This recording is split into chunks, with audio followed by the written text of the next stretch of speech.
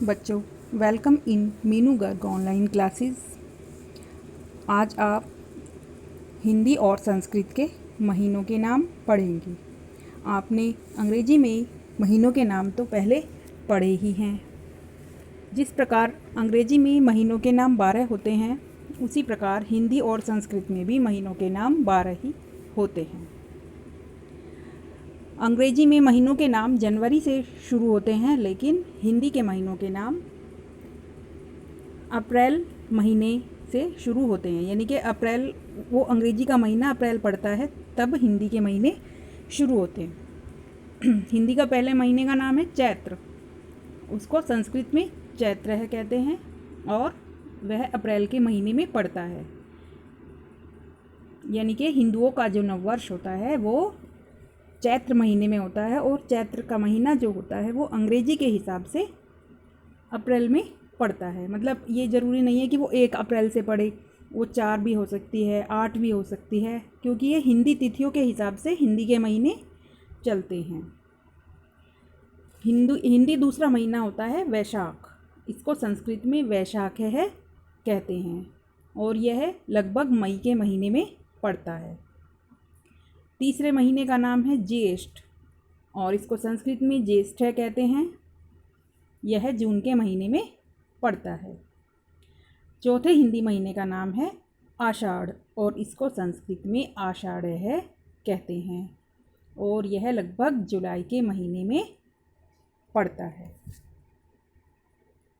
अगले महीने का नाम है श्रावण, जिसको हम सावन भी कहते हैं। सावन का जो महीना है, जो आजकल चल रहा है, इसको संस्कृत में श्रावण कहते हैं, और यह लगभग अगस्त के महीने में पड़ता है। देखो, अब भी अगस्त का महीना चल रहा है और सावन चल रहा है।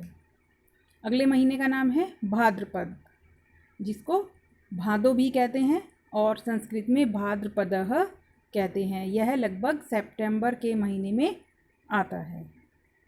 अगला महीना है आश्विन, इसको कुंवार भी कहते हैं, और संस्कृत में आश्विनः कहते हैं। यह लगभग अक्टूबर के महीने में आता है। इससे अगले महीने का नाम है कार्तिक, इसको संस्कृत में कार्तिकः कहते हैं, और इंग्लिश में यह नवंबर के महीने में पड़ता है। कार्तिक में ही दीपावली भी आती है।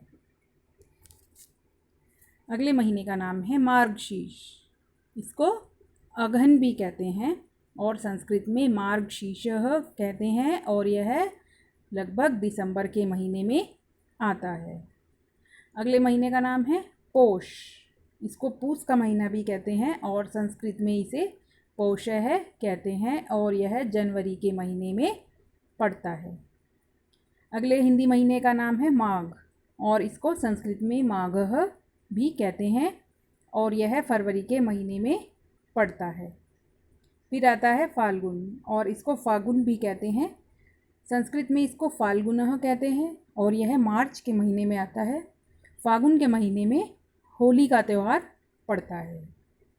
बच्चों, इस प्रकार ये हिंदी संस्कृत के महीनों के नाम हैं। आप के ये अच्छी तरह से समझ में आ गए होंगे। आप इनको अपनी कॉपी में लिखेंगे।